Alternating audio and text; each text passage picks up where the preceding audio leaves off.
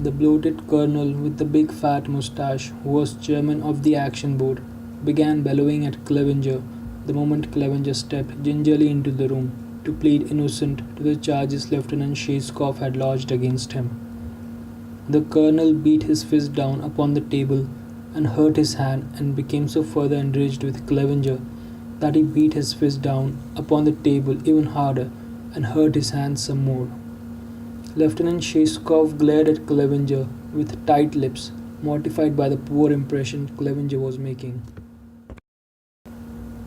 "In 60 days you'll be fighting Billy Patrol," the colonel with the big fat moustache roared. "And you think it's a big fat joke?" "I don't think it's a joke, sir," Clevinger replied. "Don't interrupt." "Yes, sir." "And say sir when you do," ordered Major Metcalf. "Yes, sir." "Weren't you just ordered not to interrupt?" Major Metcalf inquired coldly. "But I didn't interrupt, sir," Clevinger protested. "No, and you didn't say sir either. Add that to the charges against him," Major Metcalf directed the corporal who could take shorthand. "Failure to say sir to superior officers when not interrupting them." "Metcalf," said the colonel, "you're a goddamn fool, do you know that?" Major Metcalf swallowed with difficulty. "Yes, sir." "Then keep your goddamn mouth shut. You don't make sense." There were 3 members of the action board: the bloated colonel with the big fat moustache, Lieutenant Shishkov, and Major Metcalf, who was trying to develop a steely gaze. As a member of the action board, Lieutenant Shishkov was one of the judges who would weigh the merits of the case against Clevinger as presented by the prosecutor. Lieutenant Shishkov was also the prosecutor. Clevinger had an officer defending him. The officer defending him was Lieutenant Shishkov. It was all very confusing to Clevinger, who began evaporating in terror as the colonel surged to his feet like a gigantic belch and threatened to rip his stinking cowardly body apart limb from limb. One day he had stumbled while marching to class. The next day he was formally charged with breaking ranks while in formation, felonious assault, indiscriminate behavior, mopery, high treason, provoking, being a smart guy, listening to classical music, and so on. In short, they threw the book at him, and there he was, standing in dread before the bloated colonel, who roared once more that in 60 days he would be fighting Billy Patrol, and demanded to know how the hell he would like being washed out and shipped to the Solomon Islands to bury bodies. Clevinger replied with courtesy that he would not like it. He was a dope who would rather be a corpse than bury one. The colonel sat down and settled back, calm and cagey suddenly, and ingratiatingly polite. "What did you mean," he inquired slowly, "when you said we couldn't punish you?" "When, sir? I am asking the questions. You're answering them." "Yes, sir, Did you think we brought you here to ask questions and for me to answer them?" "No, sir, What did we bring you here for?" "To answer questions." "You are goddamn right," roared the colonel. "Now suppose you start answering some before I break your goddamn head. Just what the hell did you mean, you bastard, when you said we couldn't punish you?" "I don't think I ever made that statement, sir." "Will you speak up, please? I couldn't hear you." "Yes, sir, Will you speak up, please? He couldn't hear you." "Yes, sir, Metcalf." "Sir, didn't I tell you to keep your stupid mouth shut?" "Yes, sir." "Then keep your stupid mouth shut when I tell you to keep your stupid mouth shut. Do you understand? Will you speak up, please? I couldn't hear you." "Yes, sir, "Metcalf, is that your foot I'm stepping on?" "No, sir. It must be Lieutenant Shishkov's foot." "It isn't my foot," said Lieutenant Shishkov. "Then maybe it is my foot after all," said Major Metcalf. "Move it." "Yes, sir. You'll have to move your foot first, Colonel. It's on top of mine." "Are you telling me to move my foot?" "No, sir. Oh, no, sir." "Then move your foot and keep your stupid mouth shut. Will you speak up, please? I couldn't hear you." "Yes, sir. I said that. I didn't say that you couldn't punish me." "Just what the hell are you talking about?" "I'm answering your question, sir." "What question?" "Just what the hell did you mean, you bastard, when you said we couldn't punish you?" said the corporal, who could take shorthand, reading from his steno pad. All right, said the colonel. Just what the hell did you mean? I didn't say you couldn't punish me, sir. When? Asked the colonel. When what, sir? Now you're asking me questions again. I'm sorry, sir. I'm afraid I don't understand your question. When didn't you say we couldn't punish you? Don't you understand my question? No, sir. I don't understand. You just told us that. Now suppose you answer my question. But how can I answer it?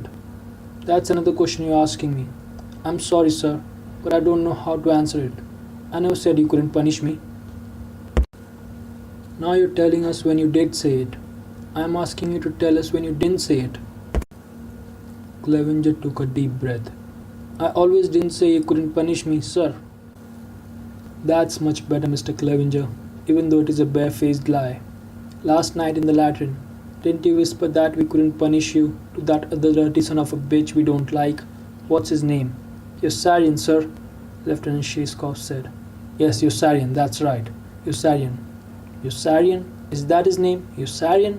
What the hell kind of a name is Yossarian? Lieutenant Shishkov had the facts at his fingertips.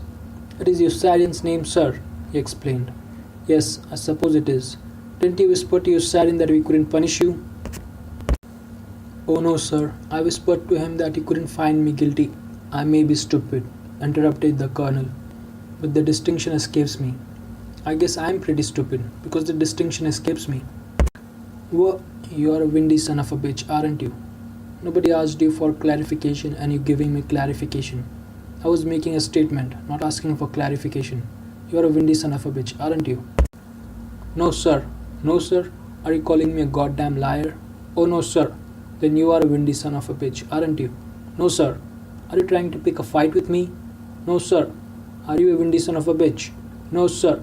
God damn it. You're trying to pick a fight with me.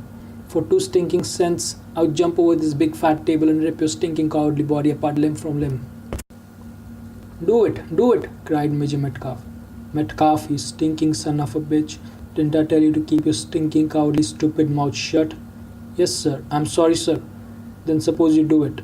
I was only trying to learn, sir. The only way a person can learn is by trying. Who says so? Everybody says so, sir. Even Lieutenant Shishkov says so.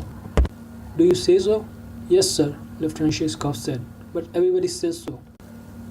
Well, Metcalf, suppose you try keeping that stupid mouth of yours shut, and maybe that's the way you'll learn how. Now, where were we? Read me back the last line. Read me back the last line, read back the corporal who could take shorthand.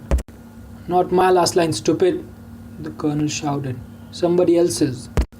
Read me back the last line, read back the corporal. That's my last line again, shrieked the colonel, turning purple with anger. Oh no, sir, corrected the corporal. That's my last line. I read it to you just a moment ago. Don't you remember it, sir? It was only a moment ago. Oh my god, read me back his last line, stupid. Say, what the hell's your name anyway? Popinjay, sir.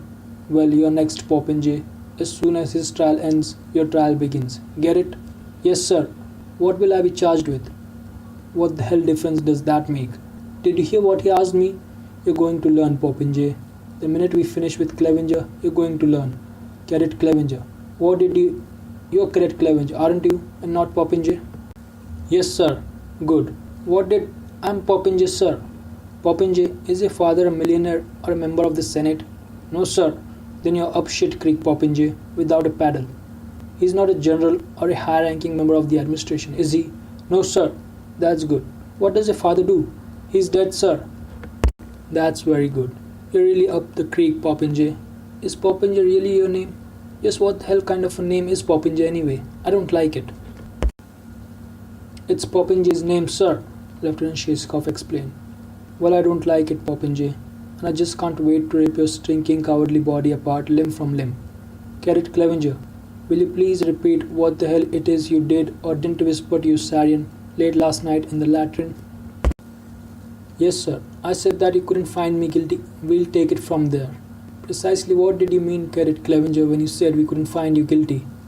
I didn't say you couldn't find me guilty, sir. When? When what, sir? God damn it, are you going to start pumping me again? No, sir. I'm sorry, sir. Then answer the question. When didn't you say we couldn't find you guilty? Late last night in the latrine, sir. Is that the only time you didn't say it? No, sir. I always didn't say you couldn't find me guilty, sir. What I did say to you, Sarian, was nobody asked you what you did say to you, Sarian.